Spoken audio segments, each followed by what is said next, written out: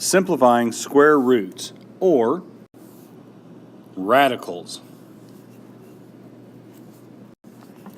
Radicals are more commonly known as square roots, and that's what we're going to focus on.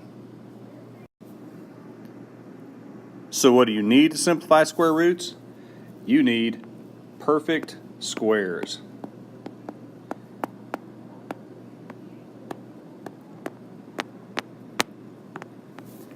And if you don't remember what perfect squares are, they're listed on the board either to your left or in front of you.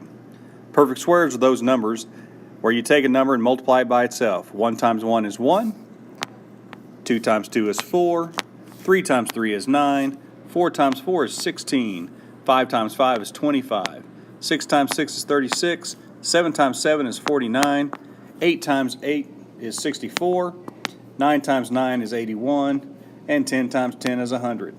That's the first few perfect squares. There's many, many more, but we'll just stick with those for today. Simplifying in this case means simplifying as far as you can so that every number is as low as it can be.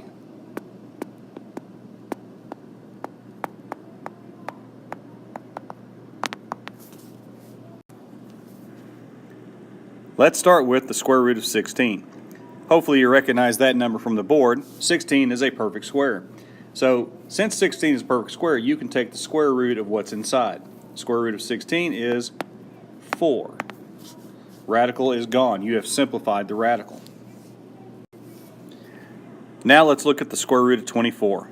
24 is not one of the numbers up on the board. So we're gonna split that up. We're gonna see, is there a perfect square that goes into 24? 1 does, of course. So does 4. So we're going to take 4 and we're going to factor square root of 24 and use the 4. 4 times 6. So now let's think of it, instead of 4 times 6 like that, let's write it like this. The square root of 4 times the square root of 6. The reason I do that is because now we can simplify this. The square root of 4 we know. The square root of 4 is 2, so we can come out of its little radical sign. Square root of 6, though, there's no perfect squares that go into it. So we simplify this to 2 times the square root of 6. That is as simplified as it can go. Next, we'll try the square root of 50.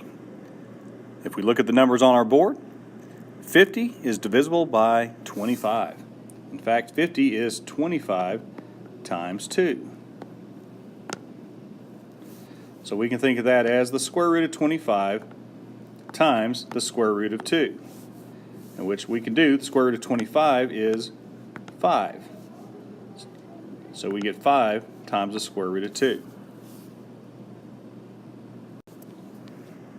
Next, we'll try the square root of 72. Now, looking at the board, you may see a couple of them. You only see one.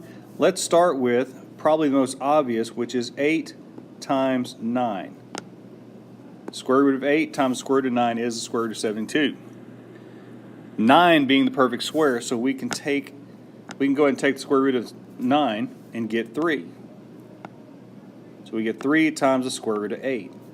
But now if you look closely at 8, 8 can be broken down into square root of 4 and the square root of 2. 4 goes into it as well.